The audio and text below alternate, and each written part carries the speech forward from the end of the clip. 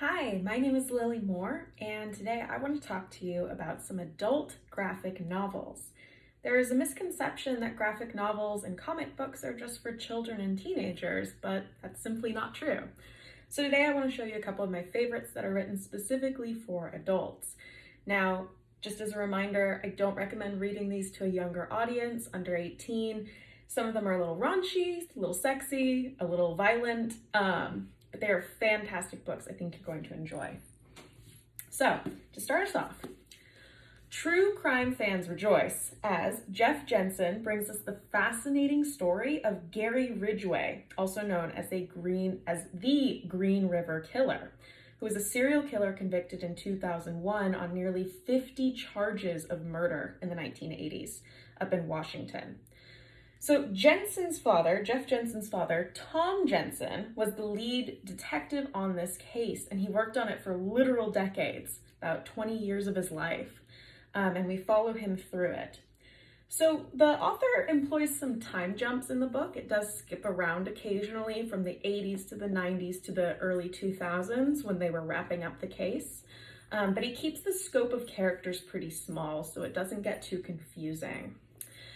Jensen himself admits that this isn't intended to be a history or a memoir, but it does provide us with some insight on what it means to finally track down that person you've been chasing for a third of your life. So a little bit about our main character. Tom Jensen is originally a burglary detective working in Washington in the 1980s when a strange case comes his way, a triple homicide. And that kicks off an interest in this string of murders that have been targeting sex workers in the area. If you're familiar with this case, you might already know a little bit of the details, but even still, I think you'll enjoy getting a close perspective dictated by Detective Jensen himself. So we follow the detective across about 30 years of his life, occasionally jumping from one decade to the next. Jeff Jensen does an excellent job telling us the story, and it's almost always clear when each portion takes place, even if the year is not written on the page. A lot of historical reminders, movie theaters in the background telling you what's playing. And then you can also tell that this story was written to gain a better understanding of the author's father. He takes a very sympathetic look at him. In the book, Jensen goes with the killer to various spots, trying to kind of suss out the crimes that took place there, asking him questions. My personal favorite quote, at one point, Ridgway, the killer, remarks, "I'm sorry, Detective Jensen. I guess there's a lot that I've forgotten over the past 20 years. And just chillingly, Jensen replies with, "Interesting. It's been 20 years for me too, and I haven't forgotten anything." I love that quote. The art style by Jonathan Case is also excellent. It's kind of a simpler, almost 1950s look. Originally a little bit of a turnoff for me, as I was hoping for some more modern realism that's been popular lately. It's kind of more like an Archie style comic, but you kind of become grateful for it in some portions of the book that are really violent. And while the illustrations are pretty simplistic and black and white, the characters are extremely expressive. If you can, try to get your hands on this copy, the 2019 version of the text. It hasn't really changed much in the 8 years since the original publication, but it is a larger volume, so you can really take it all in. I think you're gonna love this one if you are a true crime fan, and if you don't know this case, don't look it up yet. I think you'll want to be a little surprised. All right, my next one. Dark Knight, a true Batman story. And this is written by Paul Dini and illustrated by Eduardo Risso. Now, if you are a longtime Batman fan, you might recognize the name Paul Dini, but if you don't, here's the short version. So Paul Dini has been in the comics and cartoons world since the 1980s. He worked on He-Man, Tiny Toons, and probably most famously, Batman the Animated Series, which took off in about 93, shortly after the Tim Burton Batman remake that really just skyrocketed it to fame. So that cartoon was known for really just bringing Batman back to this generation of kids and making a whole new generation of Batman fans.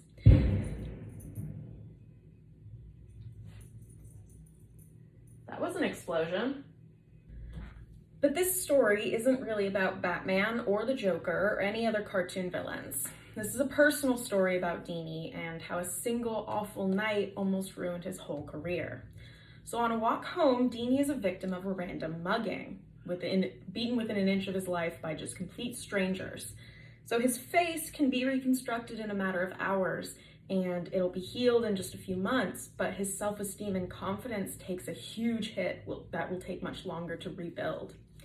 So taking place in the mid-90s, as Deanie was writing for Batman, the animated series, the villains that he writes, including the Joker and several others, kind of are on his shoulder, like a devil on your shoulder at his every movement, just punching down his confidence, calling him pathetic, laughing at him.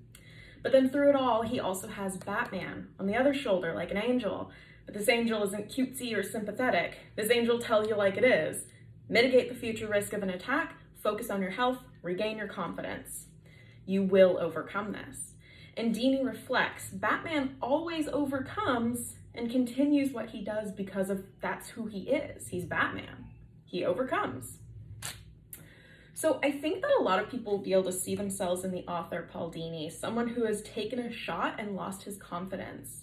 When it's easier to just turn off our brains and our bodies, he struggles with that and tries to be open with the pain and not let it dominate him. He encourages us, the readers, to wall off our own personal jokers and keep moving forward, no matter how much of a challenge that can be. So whether you're a Batman fan like me, or if you've never picked up an issue before, I think you'll enjoy this one. I really recommend this true story of survival and resilience. All right, don't laugh when I pull this next one out. Do you remember when you or your parents would watch the Flintstones growing up? So this is not the same family that you might remember. In 2017, DC Comics took kind of several well-known Hanna-Barbera properties and adapted them to a more edgy 21st century reader. So this one's written by Mark Russell and illustrated by Steve Pugh. It's still the setting of Bedrock, right? That caveman era town that they live in, but it deals with a lot of modern traumas that people feel today. So the Flintstone and Rubble families are affected with a lot of disillusionment that might be familiar to you. Like us, they deal with consumerism and marriage strife and depression. In this version of the Flintstones, yabba dabba doo isn't just Fred's catchphrase, it becomes a nonsense phrase that's used by war veterans to help keep them grounded when they're struggling with their PTSD. So readers will see themselves in this family, from Wilma's attempt at finding herself through her artwork to Fred's worries about commitment. This part was my favorite. At one point he says, "Marriage is like insurance. You only enter into a lifetime of commitment because you're afraid of the future. But does being married mean she will love me forever? Or is it just my attempt to keep her from finding someone better? Is marriage really a sacred bond, or just the illusion of security?" You know, he reflects on this great fear of losing a spouse. It's a very beautiful, poignant moment. Absolutely, there are those weird anachronisms that you might remember from watching the show as a kid. Fred using a dinosaur to mow his lawn or get to work. Why does television exist in this universe? How do they have cell phones? Or in this case, shell phones. Don't worry about it, it doesn't matter. Just let that dark comedy wash over you. The art style itself is beautiful and expressive. You never have to guess what characters are feeling, as Pugh does an exceptional job letting you know through his ink. Volume 1 here collects the first 6 comics of the limited run. There were only 12 issues. So if you enjoyed it, I highly suggest the second volume as well, as it continues the story and brings it to a satisfying conclusion. I think you'll look forward to meeting the Flintstones, and they will leave a lasting impression on you as well. Next up, I have Saga by Brian K. Vaughan and Fiona Staples. Saga really lives up to its name. It's clearly influenced by Star Wars and Lord of the Rings. This science fiction fantasy graphic novel follows a variety of characters, primarily this family unit of Alana, Marco, and their infant daughter, Hazel. So Alana, whose alien race has wings, is here with Marco, who has horns and uses magic. These two soldiers of warring species quickly find that they actually have a lot in common. They fall in love. Tragic love story, very Romeo and Juliet. So soon they're on the run with their infant daughter, baby girl named Hazel, who has both horns and wings. The characters of Saga really just pull this story together. So whether it's this outlaw family or their ghostly babysitter or the killer for hire with the heart of gold, Vaughn's characters are richly described and we're very quickly sympathetic towards them. So this series touches on a lot of big issues like sexual exploitation, war, and the struggles of an interracial family, and that's just in the first volume. While it's been challenged on multiple occasions for being anti-family, I would argue quite the opposite. Alana and Marco do everything for their family, as many of us would. So if you love reading award-winning banned books, this one's gonna be a good pick for you. Vaughn mixes action and sex and drama in just this beautiful way. So if you're a Game of Thrones fan or Star Wars fan or any other big epic, Saga's probably going to be very enjoyable. And with 9 volumes so far, you have plenty to catch up on.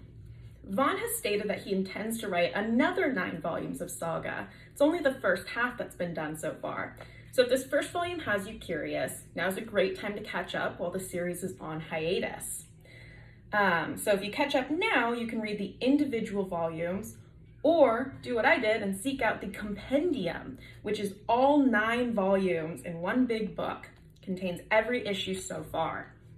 Saga will absolutely fascinate you with its wonderful characters and deep world building, as well as Staples' beautiful depictions of a family of survivors. Highly recommend, definitely not for children, just to give you a heads up on that one. Continuing that with books that are definitely not for children, but maybe might look like it. Snow, Glass, Apples, written by Neil Gaiman, but illustrated by Colleen Doran. So put your kids to bed with a fairy tale. Whatever you do, don't read them this one. So Snow, Glass, Apples is a little more grim style than Disney when it comes to the story of Snow White. So this graphic novel was adapted by Neil Gaiman's original short story from 1994, but it's really the artwork that tells this story. It's hard to not just be absolutely fascinated by this gorgeous art. Each picture is a testament to Doran's wonderful work. She has an extensive history working with Gaiman and comics in general. Huge list of Hugo, Eisner, and Bram Stoker awards that really just speak for themselves. So Gaiman's style of writing, very typical of him, dry to the point. Meanwhile, Doran's art is just luscious and rich. It's the kind of art that looks like it belongs on a stained glass window. And in fact, she was very inspired by a master 20th century stained glass craftsman, Harry Clark. If this cover pulls you in, I have very good news for you. Nearly every page features the same kind of sumptuous colors and line work. There are several large splash pages that feature huge detailed illustrations of the Queen or her terrifying stepdaughter, Snow White. Snow White herself appears to gaze at you with these piercing dark eyes and a Mona Lisa-like expression, but it's so sinister. Gaiman and Doran balance eroticism and violence in this slow-burning story, where each panel will probably become your new favorite. Gaiman also makes an interesting choice by putting us in the shoes of Snow White's evil queen. While she's definitely far from sinless, we can quickly see her motivations for her ghastly actions and why perhaps they were necessary. This was actually an Eisner Award winner just a few years ago for Best Adaptation, and it's absolutely going to pull you in with its gallery-worthy artwork and a frightening story. Like I said, not for kiddos. This story is more Game of Thrones than Disney. We've got rape, murder, necrophilia, all that icky stuff. So if you can get past that, I think you'll come face to face with just this beautiful short story where wicked stepmothers may have better motivations than one initially expects. Finally, I've got one from my personal collection. Frankenstein, adapted by Junji Ito. So this is my second adaptation on this list. I think you're going to enjoy. Now this is a manga, which means you'll have to read it backwards. It's not your typical read it from left to right. You're reading it from right to left. It can take a little bit of a shift if you're not used to that. Do you think you know the story of Frankenstein? Think again. 2019 Eisner Award winner for Best Adaptation, and it's gonna haunt you with this gorgeous Gothic imagery. It's pretty thick too. You'll get through it quickly though. So Junji Ito is a manga artist from Japan with over 30 years of experience in writing horror manga. That's his thing. He's extremely good at it. Even if you've read Mary Shelley's classic novel 100 times over, you're still going to find a lot to love in this adaptation. So the story of Victor Frankenstein and his doomed creation is brought into the visual world with just these stunning illustrations and panels.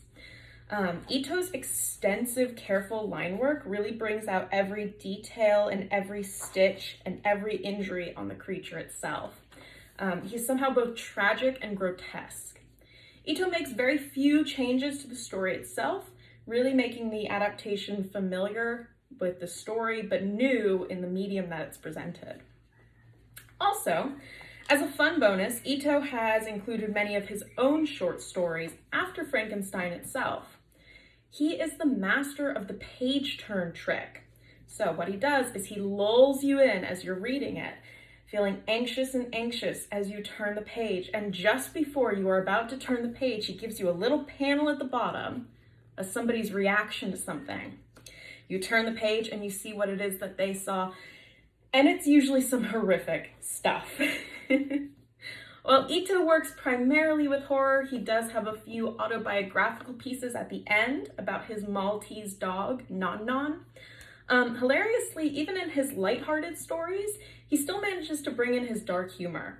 So after reading Neck Spectre and The Hell of the Doll Funeral, you're going to be craving a bit of a laugh.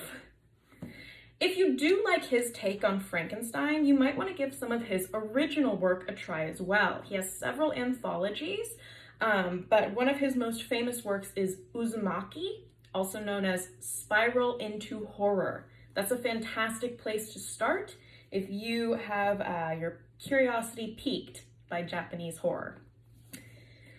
Those are my 6 recommendations. So again, from the beginning, you've got Green River Killer for you true crime fans. Dark Knight, a true Batman story. Very enjoyable. The Flintstones. Don't scoff at this one. It's going to pull you in more than you expect it to. Saga, which lives up to its name. Probably one of my personal favorites on this list, Snow Glass Apples by Neil Gaiman. If you're a big Gaiman fan, I think you're going to enjoy this. And finally, Junji Ito's adaptation of Frankenstein. All right, happy reading, and remember, not for the kids. Bye.